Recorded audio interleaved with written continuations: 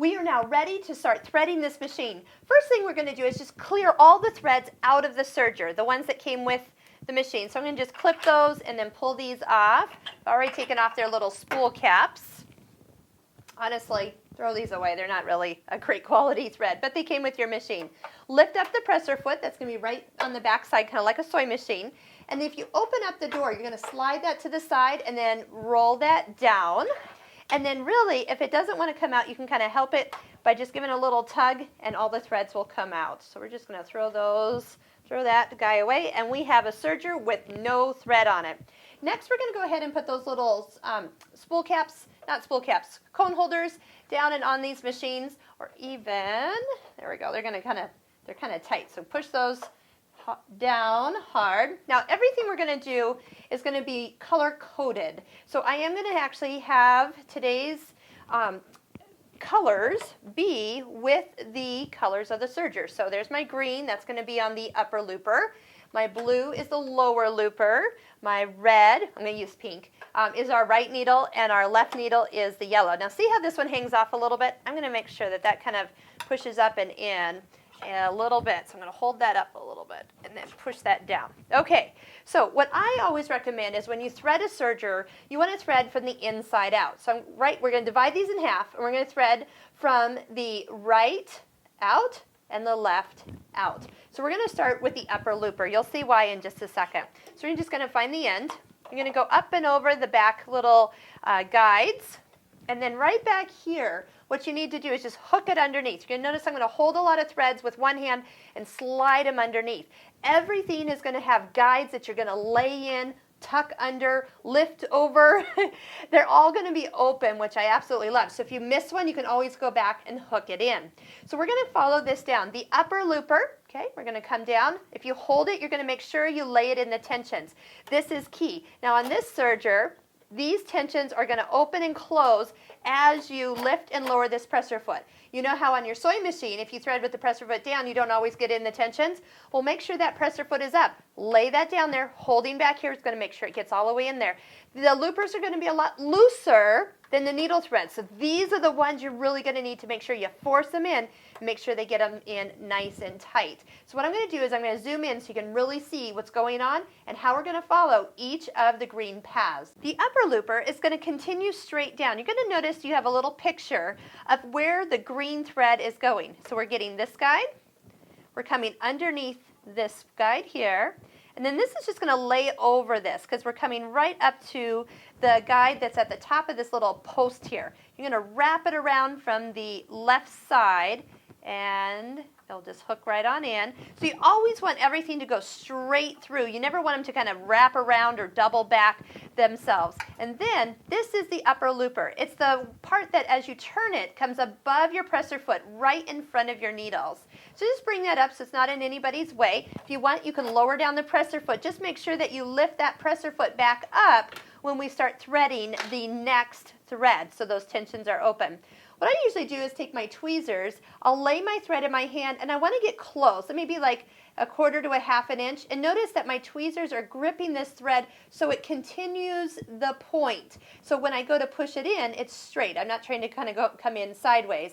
I kind of have a little extra help there. Now this point here is going to go through the upper looper. This eye on the upper looper is actually quite large. You can put all your decorative threads will go through that upper looper. Now it doesn't matter where this thread goes. It can go out to the side, out to the back. It can come underneath the foot. You just have to work it around the knife, but just leave it off this side. It doesn't really matter. So what we're going to do next is we're going to zoom back out here and kind of follow back up to the top. Now we do the lower looper. Remember, we're going from the inside out. The lower looper is our blue. So we're going to go up and over. So we always have a thread coming straight up to the cone. Hook it into the guide right at the back of the serger, straight down. Oh, we got to lift up the presser foot. Straight down that lower looper. And then the little groove.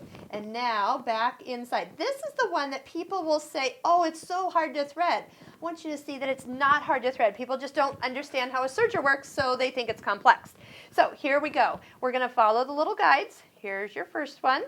There's one right here with the blue, and we're going to follow. Now, you take this lever right here, this little button, push down, This is your secret door to where we're going. We have one more guide right here. You can see this part. And then we're going to turn the hand wheel towards us. Bring the needles all the way down. That's going to expose the back guide. This is the one where sometimes people say it's really hard for them to get. Not on this serger because the door is completely open. Turn the hand wheel all the way back so the needles are up. And I actually like to position the two loopers like cross swords. So that lower one, which is coming back and forth this way, is kind of like at the same eye level because the hole's right there at the tip. Okay, so when I thread the lower looper, the red, I'm going to just take my thread and my tweezers, put it nice and level. Watch as I push it right on through. I can catch it on the back side. Usually since it's heading to the back, I'm going to make sure it gets back there. Just make sure it doesn't catch on anything down below that doesn't need to be caught on, like right here. Now notice the thread for the lower looper lays right into this groove. There's a groove that runs right along the lower looper arm there. And then by sitting in there, you can tell that it's correctly threaded. Now to thread the needles, you're going to find it's very similar to a sewing machine. So we're going to, once again, I'm going to zoom back out so you can kind of see and get a little better angle for where we're going. I'm going to do the right needle first. Doesn't matter which ones you do. Honestly, you're just kind of working your way across anyway. Presser foot is up, so I'm going to drop that down. I'm going to make sure that gets a nice tight catch here. All you're going to do is you're going to come under this first bar over the little there's kind of two of them, two little arms, and on this one just right behind the right side since this is the right needle. And then just go ahead and I'm going to bring those needles up a little bit higher. And I'll once again use the tweezers to thread the needle. I told you these will be your best friend. Nice and close, maybe a little closer because an eye needle is a little bit smaller than loopers. And then once again, you can pull that out to the side or to the back. So I'm going to just get that kind of make sure it doesn't hook around anything. Those are really easy. And we're just going to repeat the exact same thing for the left needle. So we are threading up for a 4-thread stitch. Presser foot back up. Make sure I lay that down all the way. Catch the guide right underneath where it says left needle. Follow the same path right here. Underneath the first arm and then over the two little arms sticking up. And then we're going on the left side this time. How easy is that? Look, we're already threaded. In this serger, this is one of the easiest. Now, you're not going to normally just go, oh, I'm going to thread my serger. Actually, I do because that's kind of fun. I know I'm weird. But I'm going to also show you how you can tie your threads on when you change from, say, your lights to your darks. Let me show you how we're going to get started. You're going to go ahead and close this up. Nice. Give it a good push. And you'll hear it all click back together. This part here is going to go back up and close. So everything should be tucked in nice and tight. And what I'm going to do is just take my fabric. Now you don't have to do this, but sometimes I actually have like my students, it kind of makes me feel good. But what you're going to do, first off, take your fabric. Every time we sew, we're going to fold it in half. When you fold it in half, we're also going to we're going to serge the fold. Guess what? Because then we can open it up and peek inside. If you sew or serge off the side here, you got to open this up or clip it open. It's not the same. So we're always going to, you're going to watch me, always going to serge off the folded side. If you want, since we don't have that little chain going, you can go ahead and slide the fabric all the way underneath so the first stitch of the needles go down in fabric. It kind of just helps everybody get where they need to go. So I'm going to show you how I do it.